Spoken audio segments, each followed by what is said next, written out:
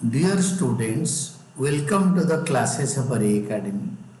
Today we are studying theory base of accounting और इसमें हम पढ़ रहे हैं अकाउंटिंग प्रिंसिपल्स यानी अदर अकाउंटिंग प्रिंसिपल्स। हमने कुछ कॉन्सेप्ट्स पढ़ा और अभी अकाउंटिंग प्रिंसिपल्स पढ़ेंगे। और ये बिजनेस में अकाउंट्स मेंटेन करने के लिए these principles are very important. तो इसमें फर्स्ट है अकाउंटिंग एंटिटी और business entity principle. This is accounting entity और बिजनेस एंटिटी प्रिंसिपल। ये क्या है? Entries are recorded in the books of accounts from the point of view of business. ये business का पॉइंट ऑफ व्यू से लिखा जाता है, ओनर का पॉइंट ऑफ व्यू से नहीं। तो इसको बोलते हैं बिजनेस एंटिटी और accounting entity concept. That is like according to the business entity principle, business is considered to be separate from its owners. अब जो बिजनेस के मालिक होते हैं इनसे बिजनेस अलग होता है। Business transactions are recorded in the books of account from the business point of view. ये बिजनेस के पॉइंट ऑफ व्यू से लिखा जाता है and not from that of owners. ये ओनर के पॉइंट ऑफ व्यू से लिखा नहीं जाता। Owners being regarded as separate from business are considered as creditors of the business to the extent of their capital contribution. Owner business को जितना capital दे रखे हैं उतने तक उनको क्रेडिटर समझते हैं। They are the internal lenders. Their account in the business is credited with capital introduced and profit earned during the year or further capital less drawings and debited by the drawings made। मतलब capital introduced, profit and plus होता है और एक होता है कि further capital introduce और बीच में अगर कैपिटल डाल दिया 2-4 महीने के बाद और 5-3 लाख डाल दिया, वो further capital introduced additional capital उसको ऐड करते हैं। और डेबिटेड बाय ड्राइंग्स, अगर वो घर का खर्चा के लिए जो पैसे लेते हैं तो उसको माइनस करके बैलेंस शीट के लायबिलिटी साइड में दिखाते हैं। For example, Amrit started business and introduced 1 lakh by cheque as capital. 1 lakh रुपये opening capital. Since the farm has received the amount, it will debit the bank account and credit Amrit's capital account। ये journal entry आप आगे वाले chapters में पढ़ोगे। तो अमृत का capital liability है। Thus a transaction is recorded in the books of the farm from farm's point of view। Farm के पॉइंट ऑफ व्यू से रिकॉर्ड किया जाएगा। Bank account debited to Amrit's capital account। Business entity principle is applicable to all entities, be it a business enterprise or not। चाहे business enterprise हो, company, firm, organisation हो, partnership हो, सब में ये चलता है। Then comes second principle money measurement principle. Every transaction is measured in terms of money और money worth. Transactions and events that can be measured in money terms are recorded. जो पैसे में जिसको हम मेजर कर सकते हैं वही रिकॉर्ड होता है। According to the money measurement principle, everything is recorded in the form of money।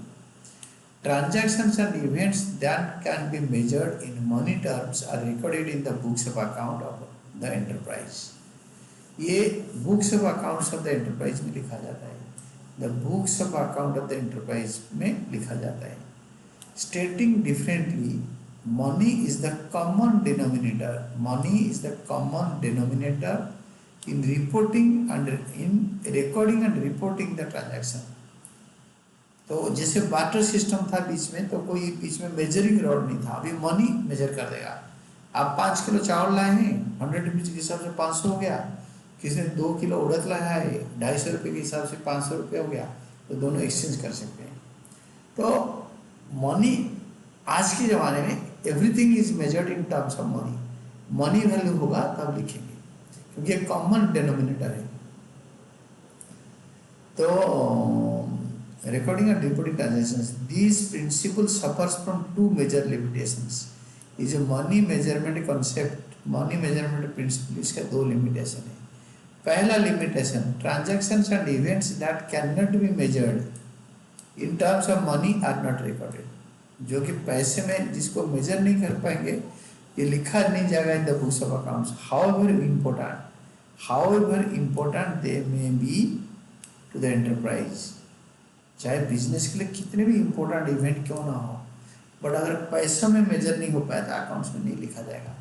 For example, human resources with the enterprise, जो लोग काम कर रहे हैं human resources, top quality, best quality of management, best quality of employees working with the enterprise are important to the enterprise but are not recorded, not reflected in the financial transactions because they cannot be measured and expressed in money terms। जो quality of management, quality of employees, ये qualitative aspect, बहुत बढ़िया employee, ये हम balance sheet में mention नहीं कर पाएंगे, but they are very important to the organisation. Organisation उन्हीं को लेके काम करते हैं, आगे बढ़ता है। देन बी पार्ट होता है, value of money is considered to be very have static value. The value of money is considered to have static value। ये फिक्स्ड वैल्यू होता है। आज the transactions are recorded at the value on the transaction date, on the date of the transaction ये value लिखा जाता है, and it continue to be shown at the recorded value। वो recorded value में they are continue to shown। एक truck हमने खरीदा था 1 करोड़ रुपए में, बट वो ट्रक का वैल्यू 5 साल में 15 करोड़ हो गया, बढ़ के मटेरियल बढ़ गया, टेक्नोलॉजी बढ़ गया, तो 15 करोड़ हो गया, बट हम वही 5 करोड़ वाला वैल्यू दिखा के चलेंगे। जैसे एक लैंड खरीदा था 5 करोड़ में, और 15 साल के बाद वही 5 करोड़ में अपेयर कर रहा है, उसका वैल्यू 100 करोड़ से ऊपर हो गया, तो we should have show it at current value. But money का वैल्यू स्टैटिक है, तो हम क्या करते हैं ना, बुक वैल्यू में लिखते हैं, जो जितने पैसे देके खरीदा था उसका प्रेजेंट रिप्लेसमेंट वैल्यू नहीं लिखते।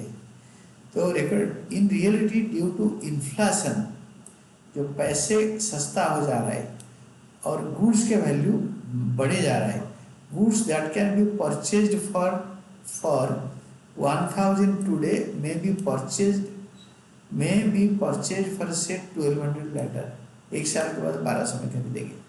सेम 1000 रुपये हम बोलते हैं कि गुड्स का प्राइस बढ़ गया, नहीं, मनी सस्ता हो गया इन्फ्लेशन की वजह से। Then accounting period principle, accounting period principle क्या होता है?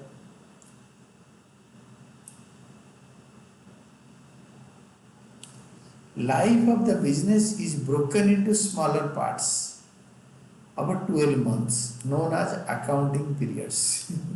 जो बिजनेस का लाइफ तो इन्फिनिटी है, चलता रहेगा business, going concern concept, but हम इसका लाइफ को क्या, हम तब तक प्रॉफिट नहीं कमाएंगे, तब तक खाना नहीं खाएंगे और घर का खर्चा नहीं करेंगे, हम इसको स्मॉलर पार्ट में डिवाइड कर देते हैं, 1 साल का, usually year.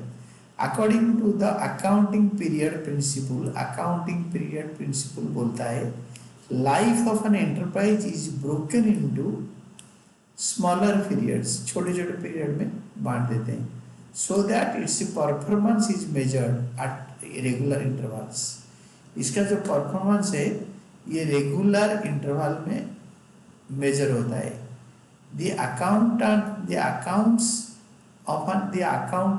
of an enterprise are maintained following the going concern concept। एक going concern concept को फॉलो करके अकाउंट्स मेंटेन करते हैं, बट ये अनलिमिटेड पीरियड के लिए होता है, वो चलता रहता है, there is no stoppage for business, तो इंडेफिनिट पीरियड पे चलता है, बट हम उसको 1-1 साल का अकाउंटिंग पीरियड बना देते हैं हिसाब किताब के लिए।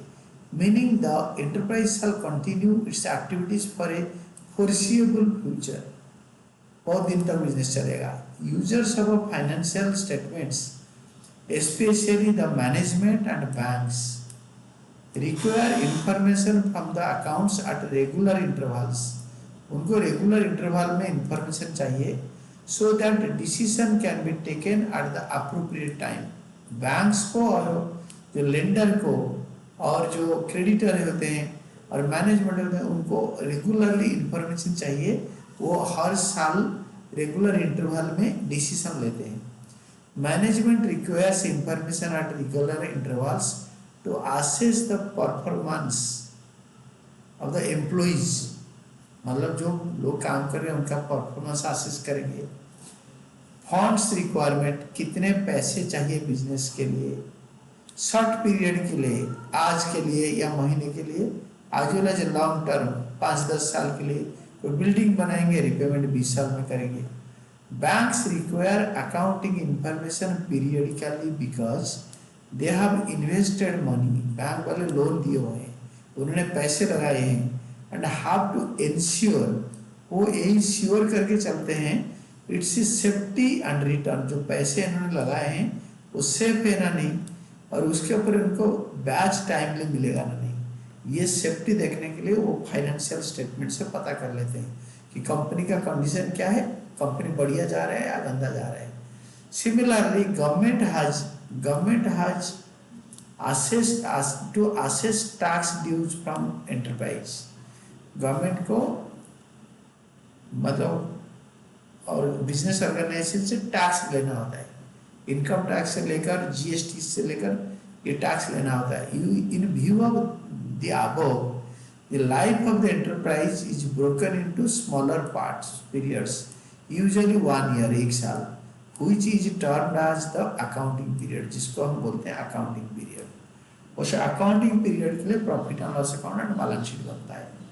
An accounting period is the interval of time at the end of which income statement, यानी प्रॉफिट एंड लॉस अकाउंट बनता है एंटरप्राइजेस के लिए, company firm of business organisation के लिए statement of profit and loss बनता है, दोनों सेम है, देयर इज वन और दिस और दैट, 1 साल के लिए बनता है। In case of companies profit and loss statement बनता है, and balance sheet are prepared to know the results and resources of the business। Balance sheet में ये रिजल्ट दिखता है प्रॉफिट एंड लॉस अकाउंट में, रिसोर्सेस दिखता है बैलेंस शीट में, जैसे एसेट कितना है, लायबिलिटी कितना है, हमारे पास क्या है क्या नहीं है। Then comes your full disclosure principle. Full disclosure, हर चीज को क्लैरिटी के साथ दिखाना है, full disclosure principle. Disclosures should be made of items required under law। Disclosure law के हिसाब से दिखाया जाता है under law, and those items which are material, जो कि material items होते हैं उसको दिखाया जाता है। According to the principles of full disclosure, there should be complete and understandable reporting on the financial statements of all significant information relating to the economic affairs of the entity।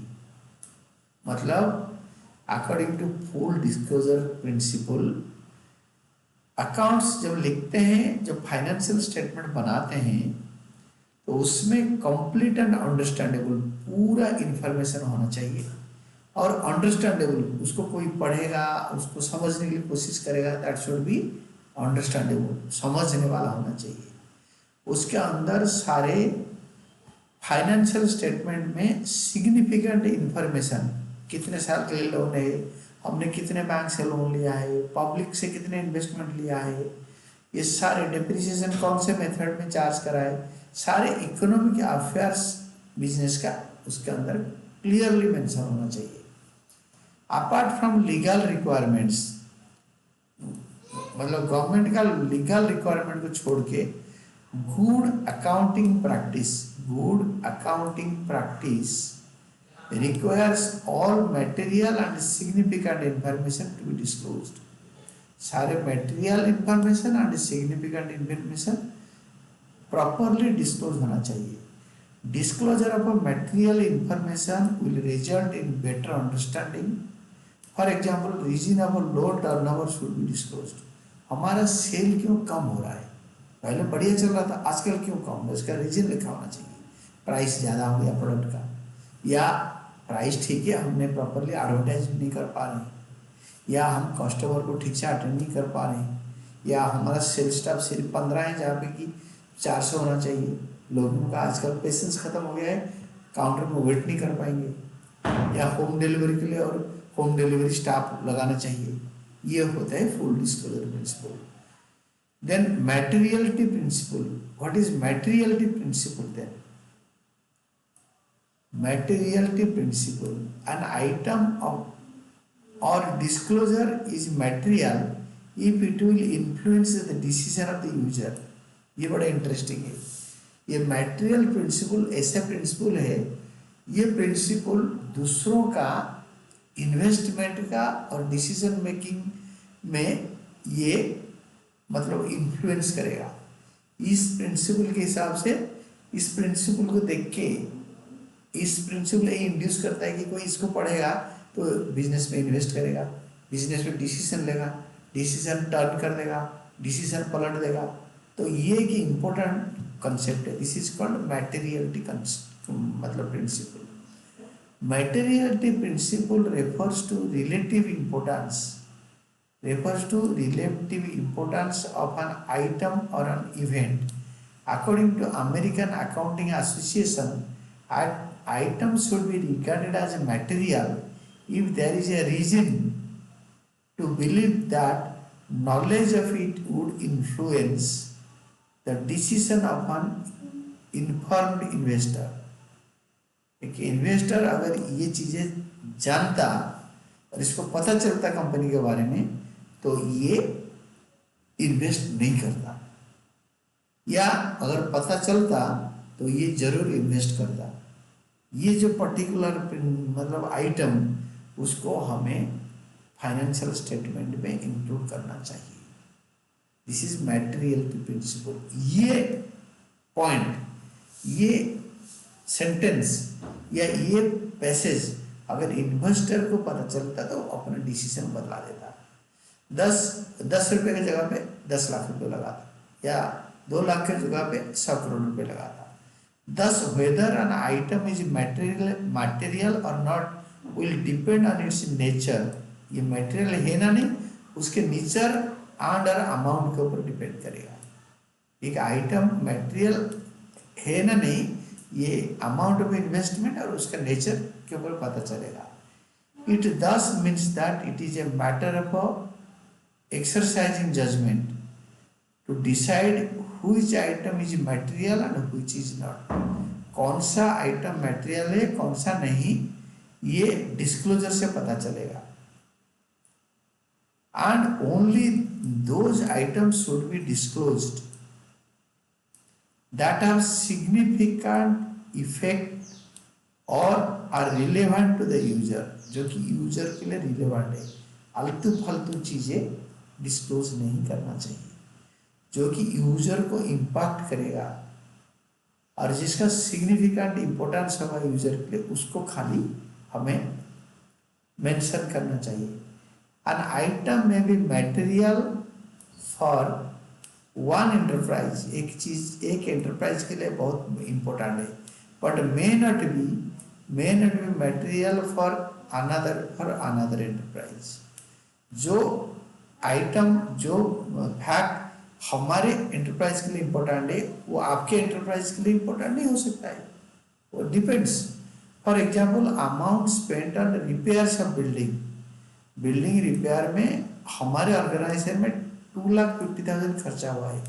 Is material for an enterprise, ये हमारे enterprise के लिए important है। Having a turnover of 10 lakh, क्योंकि हमारे business का cell 10 lakh है, तो 2,50,000 अगर हम बिल्डिंग रिपेयर में खर्चा कर दिया वो हमारे लिए बहुत मतलब इम्पोर्टेंट है। But it is not material for an enterprise having a turnover से 15 करोड़।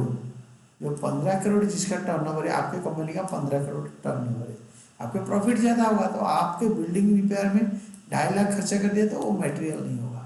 तो इसीलिए मेरे बिजनेस में मैं फाइनेंशियल स्टेटमेंट में लिखूंगा it is achieved that we have spent a lot for the building because it was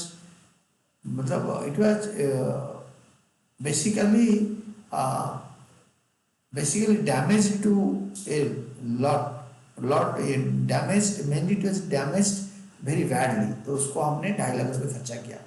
और आपके बिजनेस में 15 करोड़ जब टर्नओवर है, आप बिल्कुल ये 2.5 लाख रुपये छोटा मोटा अमाउंट इसको मेंशन नहीं करोगे, इसको इसको तो एक्सपेंडिचर में डालोगे प्रॉफिट एंड लॉस अकाउंट में, बट इसके बारे में नोट नहीं दोगे। On the other hand, closure of a production plant, एक प्लांट बंद कर दिया इवन टेम्परली कुछ दिनों के लिए, से because of N environmental problem is material, government का रूल आ गया कि पॉल्यूशन क्रिएट कर रहा है, टेम्परली 3 महीने के लिए बंद कर दिया, तो या 2 दिन के लिए बंद कर दिया, दिल्ली में कुछ पॉल्यूशन बढ़ गया तो उन्होंने बोला ये इंडस्ट्री बंद होगा 5 दिन के लिए, तो ये टेम्पररी है बट इसको मेंशन करना चाहिए। देन प्रूडेंस और कंजर्वेटिज्म प्रिंसिपल, प्रूडेंस और कंजर्वेटिज्म प्रिंसिपल क्या है? तो ये होता है prudence for all anticipated expenses, जो खर्चा होने वाला है, and losses but do not account anticipated incomes and profits, but do not account anticipated incomes and profits. तो provide for it, not prudence, provide for all anticipated expenses and losses. सारे जो आप loss या खर्चा anticipate कर रहे हो, you provide for this, इसके लिए पैसे प्रोवाइड करके रखो, प्रोविजन बनाओ, but do not account anticipated incomes and profits, जो प्रॉफिट आने वाला है, जो इनकम आने वाला है, उसके लिए आप एंटिसिपेट मत करो। ये होता है प्रूडेंस और कंजर्वेटिज्म। प्रूडेंस और conservatism principle is many a time described using the phrase do not anticipate a profit but provide for all possible losses। ये एक फ्रेज है, कभी प्रॉफिट मत आशा करो, एक्सपेक्ट करो, बट हमेशा लॉस के लिए तैयार रहो।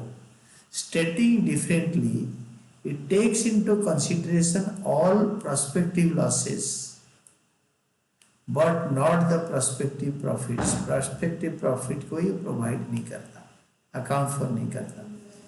The application of this concept ensures that financial statements do not paint a better picture than what it actually is. Financial statement में एक्चुअली जो मतलब हालत है बिजनेस का, वही पोर्ट्रे करता है, उससे बेटर पिक्चर पोर्ट्रे नहीं करता, जो ऑलरेडी हम पढ़ चुके हैं। That is called window dressing. जैसा फाइनेंशियल स्टेटमेंट होना चाहिए उससे बढ़िया बेटर समझा रहा है, ये नहीं दिखाया जाता। For example, closing stock is valued at lower cost और net realisable value which is market value, sale price, realisable value, और cost price which average lower, उसमें क्लोजिंग स्टॉक वैल्यूएशन होता है। और making provision for doubtful debt and discount and debtor in anticipation of bad debts and discounts. ये provision हम बनाते हैं कि डेटर पैसे नहीं देगा, तो प्रोविजन बनाते हैं बैड डेट के लिए। अगर डेटर जल्दी पैसे देगा तो हमें डिस्काउंट देना पड़ेगा, हम तो फाइट करेंगे डिस्काउंट ना देने के लिए। अगर हमें देना पड़ गया तो हम देंगे, तो इसको बोलते हैं प्रोविजन फॉर डाउटफुल डेट्स, मतलब पैसे नहीं मिलेगा शायद, और डिस्काउंट शायद देने पड़ जाए, तो इसी एंटिसिपेशन में हम इसके लिए बनाते हैं प्रोविजन। प्रूडेंस और conservatism principle prescribes that anticipated expenses and losses should be accounted, इसको हम हिसाब लगाना चाहिए। Thus, as a result, liabilities may be overstated, इसके वजह से liability बढ़ जाता है। It has a drawback as it may be used to create secret reserve। इसका एक बड़ी मतलब गंभीर समस्या होता है कि इसको यूज करके सीक्रेट रिजर्व कंपनी बढ़ा सकता है। by creating excess provision for bad and doubtful debts, कि इतने पैसा हमारा आगे डूबने वाला है, डेप्रिसिएशन हमें अमाउंट ज़्यादा करके लगाना है। Thus, financial statements may not depict a true and fair view of state of affairs of the business. अगर हम इसको ओवरसेट कर देंगे तो बैलेंस शीट और profit and loss account company का ट्रू एंड फेयर व्यू नहीं दिखाएगा। The concept of conservatism needs to be applied with caution and care so that the results reported are not distorted। जो result report कर रहे हैं वो disturb ना हो, खराब ना हो, गलत ना हो। Then comes accrual concept or a historical cost principle। accrual concept, cost concept or historical cost concept। cost concept or historical cost concept। transactions are recorded at the price paid। transactions are recorded at the price paid। जिसी price पे करके हम transaction करते हैं तो उसी price में, उसी कॉस्ट में हम लिखेंगे। That is called cost concept और हिस्टोरिकल कॉस्ट, जितने पैसे एक्चुअली दिया। According to cost concept an asset is recorded in the books of account at the price paid to acquire it, and the cost is the basis for all subsequent accounting of the asset। सारे accounting के लिए asset को हिसाब में लाने के लिए, सारे एसेट के लिए जितने हमने खर्चा पे किया है उसी हिसाब से हम अकाउंटिंग करेंगे। Asset is recorded at cost। Asset is recorded at a cost at the time of its purchase। Asset is recorded at cost at a time of its purchase, but it is systematically reduced by charging depreciation। जितने पैसे हम देकर हम asset को acquire करते हैं उसी price में दिखाएंगे, उसको सिस्टमेटिकली डेप्रिसिएशन माइनस कर करके बैलेंस शीट में दिखाएंगे और डिप्रिसिएशन का अमाउंट को प्रॉफिट एंड लॉस अकाउंट के डेबिट साइड में चार्ज करेंगे। The market value of an asset में change with the passage of time, but for accounting purposes it continues to be shown in the balance sheet at its book value. Cost at which it was purchased minus depreciation provided up to date। मतलब हमने क्या asset खरीदा था, आपको बताया था कि machine खरीदा, एक ट्रक खरीदा 5 करोड़ में, बढ़िया वाला हाइड्रोलिक ऑटोमेटिक ट्रक है, तो उसको यूज करेंगे and that will run for 10 years। 10 साल तक आराम से चलेगा। और 10 साल में मार्केट में material, labour, industrial condition change हो गया और ट्रक का वैल्यू 5 फोल्ड बढ़ गया, 50 करोड़ हो गया 10 करोड़ का। तो हम डेप्रिशिएट करके 10 साल में हर साल एक, मतलब 10 करोड़ का 5 करोड़ का ट्रक को 10 साल में 50 लाख हर साल डेप्रिसिएशन करके चल रहे हैं, कम प्राइस में लिख रहे हैं, बट वो 50 करोड़ मार्केट में हो रहा है। बट उस 50 करोड़ में हमारे कोई लेना देना नहीं है, हम जितने में खरीदे थे उसी प्राइस में दिखाएंगे। उन्होंने भी एक एग्जाम्पल दिया है। For example, N asset is purchased for 5 lakh and at the time of preparing the final accounts, even if its market value is say 4 lakh, market value 4 lakh रुपया और 7 लाख, तो अगर एसेट का हमने 4 लाख में, एसेट का मार्केट वैल्यू 4 लाख हो या 7 लाख हो, तो yet the assets continue to show at its purchase price 5 lakh में दिखाया जाएगा। बढ़ते घटते वैल्यू के साथ कोई मतलब नहीं है। Cost concept brings objectivity in the preparation and presentation of a financial statements। ये objectivity लाता है। objectivity लाता है क्या? तो historical cost basis में लाता है। in the preparation of and presentation of financial statements, they are not influenced by personal bias or judgment। किसी इंसान के personal bias और personal judgment को influence नहीं करता। तो ये था। The next one is matching concept or matching principle। Then comes matching concept or matching principle। Matching concept or matching principle क्या है? Expenses incurred to earn revenue should be recognized as an expense in the year revenue is recognized। जिसी साल cell होता है, cell से पैसा आता है, हम जो खर्चा करते हैं वो खर्चे में जो अमाउंट उसी साल का रेवेन्यू के लिए स्पेंड किया जाता है उसको हम रिकॉग्नाइज करते हैं। An important objective of a business is to determine profit periodically. ये बिजनेस में अकाउंट्स का एक मेन ऑब्जेक्टिव है।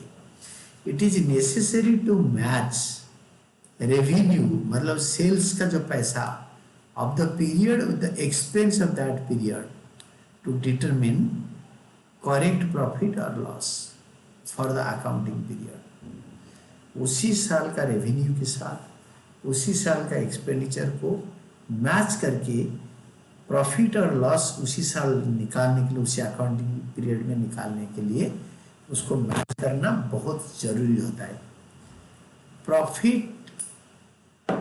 Profit is earned the profit earned by the business during a period can be correctly measured only when relevant revenue earned during the period is matched with the expenditure incurred to earn that revenue. Profit कैसे correctly आएगा?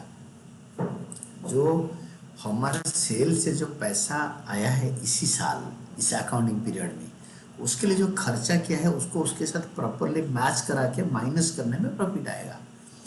It is not relevant when the payment was made, कब पैसे दिया ये important नहीं है, पैसे बाद में देंगे या पैसे लिया वो कैश लेन देन इम्पोर्टेंट नहीं है। एक्चुअली वो खर्चा कब एक्सपायर हो रहा है, कब खर्चा किया और कब तक किया, किस पीरियड के लिए किया, दैट इज इम्पोर्टेंट। आउटस्टैंडिंग और प्रीपेड एक्सपेंसेस के लिए एडजस्टमेंट करना पड़ेगा। Therefore as per this concept adjustments are made for all outstanding expenses and prepaid expenses. अगर हमने खर्चा नहीं दिया आने वाले साल में देंगे तो अगर वो एक्सपेंडिचर इसी साल का है तो इस साल का रेवेन्यू से माइनस होगा। अगर हमने कोई खर्चा इस साल दे दिया जो कि आने वाले साल के लिए बिलोंग करता है वो प्रीपेड एक्सपेंसेस वो क्या करेंगे इस साल का एक्सपेंडिचर को कम करके माइनस करेंगे। In brief according to this concept expenses for an outstanding period accounting period are matched expenses for an accounting period are matched against related revenues। इसी साल का रेवेन्यू के लिए इसी साल का एक्सपेंडिचर मैच करा देंगे rather than cash received and cash paid. Cash कब लेन देन हो रहा है उसको हम देखेंगे नहीं। This concept should be followed while preparing financial statements to have a true and fair view of the profitability and financial position of the business. Profitability निकलता है प्रॉफिट एंड लॉस अकाउंट से और फाइनेंशियल पोजीशन मतलब पता चलता है balance sheet से। ये दोनों बनाने के टाइम पे इसका ट्रू एंड फेयर व्यू लाने के लिए तो आउटस्टैंडिंग एंड प्रीपेड एक्सपेंसेस का एडजस्टमेंट करेंगे। देन डुअल एस्पेक्ट और डुअलिटी प्रिंसिपल। तो डुअल एस्पेक्ट और डुअलिटी प्रिंसिपल क्या होता है? Every transaction entered into has two aspects, debit and credit। एक डेबिट है एक क्रेडिट है अब इक्वल अमाउंट का डेबिट क्रेडिट होता है। According to dual aspect concept every transaction entered into by an enterprise has two aspects, a debit and a credit of equal amount. तो debit credit होता है क्योंकि हम डबल एंट्री पढ़ रहे हैं। Simply stated for every debit there is a equal amount, there is credit of equal amount in one or more accounts। हो सकता है कि एक डेबिट 10,000 का है तो दो क्रेडिट्स हो सकता है, एक 3,000 का और 7,000 का। इक्वल अमाउंट का एक ना होगे 2-3 भी हो सकता है और 2-3 डेबिट का एक दो क्रेडिट हो सकता है, बट डेबिट क्रेडिट दोनों इक्वल होता है। It is also true and vice versa, same debit और क्रेडिट इक्वल होता है। For example Rahul starts a business with a capital of 1 lakh. There are two aspects to the transaction. On one hand, the business has an asset of 1 lakh cash आ गया, while on the other hand, it has a liability towards Rahul. 1 lakh has a capital of Rahul. Thus, we can say capital यानी equity is equal to asset or cash. Capital is equal to asset और equity is equal to cash. 1 lakh is equal to 1 lakh। ये accounting equation होता है। Further, the enterprise borrows amount from bank से loan लिया its assets will increase, but this will mean that out of total assets amount equal to borrowing is payable to outsiders. Bank से loan लिया है तो loan का पैसा देंगे। Thus we can say owners equity और capital plus claim of outsider loan is equal to asset. तो asset is equal to owners equity plus claim of outsiders, bank loan या जो बंदे ने लोन दिया है। This fundamental equation will always remain good. In other words accounting equation, इसको accounting equation बोलते हैं। Assets is equal to capital plus liability. So in other words, accounting equation demonstrates, shows that the fact that for every debit there is an equal credit and vice versa. हर एक debit के लिए उतना ही credit है या उल्टा, हर credit के लिए debit है। The system of a double entry bookkeeping is based on this concept. जो हमारा double entry bookkeeping ये dual aspect concept के ऊपर based है। Then revenue recognition concept. Revenue recognition concept क्या होता है? What is revenue recognition concept? Revenue is recognized when right to receive is established. मतलब जब हमारा right हो गया कि पैसा हमें मिलने वाला है तब revenue recognition हो गया। According to the revenue recognition concept, revenue is considered to have been realized when a transaction has been entered into and the obligation to receive the amount is established. पैसा मिला नहीं but contract sign हो गया, हमने चीज़ें दे दी, हमने freeze बेच दी, bill बना दिया, तो सब कुछ कर दिया बट पैसे रिसीव नहीं करा, वो क्रेडिट बिल बना दिया, पैसे कब मिलेगा पता नहीं। तो उस टाइम जब हम ओनरशिप ट्रांसफर कर दिया फ्रीज का कस्टमर को तो हमारा revenue is recognised. It is to be noted that recognising revenue and receipt of an amount are two separate aspect. पैसे मिलना और सेल को पक्का करना। Let us take an example to understand it. इसको समझने के लिए एक एग्जाम्पल लेते हैं। An enterprise sells goods in February 2024 and receives the amount in April 2024. Revenue of the sales should be recognized in February 2024. जिसी दिन बेचेगा उसी दिन रिकॉग्नाइज करेगा। पैसे तो अगले साल लेगा क्योंकि 31 मार्च 2024 तक हमारा अकाउंट्स क्लोज हो जाएगा। That is when goods are sold because legal obligation to receive the amount is established upon sales in February 2024. जब भी हमारा सेल हो गया उसी दिन हमारा लीगल ऑब्लिगेशन क्रिएट हो गया कि हमें पैसे लेंगे। Let us take another example. Suppose an enterprise has received an advance in February 2024 for sales to be made in May 2024. Revenue shall be recognized in May 2024. Upon sales have been made because legal obligation to receive the amount is established in May. But पैसे पहले फरवरी में मिल गया तो वो आने वाले accounting year में जाएगा 1 अप्रैल 2024 से 31 मार्च 2025 में। बट पैसे इसी साल मिल गया। इस साल कब से स्टार्ट होता है? अगर 31 मार्च 2024 में अकाउंटिंग ईयर एंड होता है that starts on 1 April 2023। Then verifiable objective concept, this is very important concept. Verifiable objective concept, transactions are recorded on the basis of evidence के बेसिस पे, साक्ष्य के हिसाब से। The verifiable objective concept holds that accounting should be free from personal bias. एक आदमी के sweet will के हिसाब से अकाउंटिंग मेंटेन नहीं होता, उसके मर्जी के हिसाब से अकाउंट्स मेंटेन किया नहीं जाता। Measurements that are based on verifiable evidences are regarded as objective. उसको ऑब्जेक्टिव सोच के चलते हैं। It means all accounting transactions should be evidenced and supported by business documents. It means all accounting transactions should be evidenced. सारे business transaction को evidence बनाना पड़ता है, मतलब सेल्स का रसीद बनाना पड़ता है, कैश रिसिप्ट बनता है या सेल्स वाउचर बनता है और डेबिट नोट क्रेडिट नोट बनता है, डेबिट वाउचर क्रेडिट वाउचर बनता है, अकाउंटिंग वाउचर बनता है। तो एविडेंस जो सप्लायर का टेलीफोन नंबर होता है तो it's supported by business document. Business का डॉक्यूमेंटेशन में में इसके लिए सपोर्ट बनाया जाता है। This supporting document are cash memo, invoice, sales bills etcetera, ये सब मिला के होता है। तो this is all we studied about today and it was a good concept. ये जो इस कंसेप्ट में हमने पढ़ा, we studied about from the beginning. इसको अच्छी तरह आपको देखना भी है, बार बार पढ़ोगे तो आपको समझ में आएगा। Accounting principles, accounting principles, other accounting principles. This is the concept we studied today.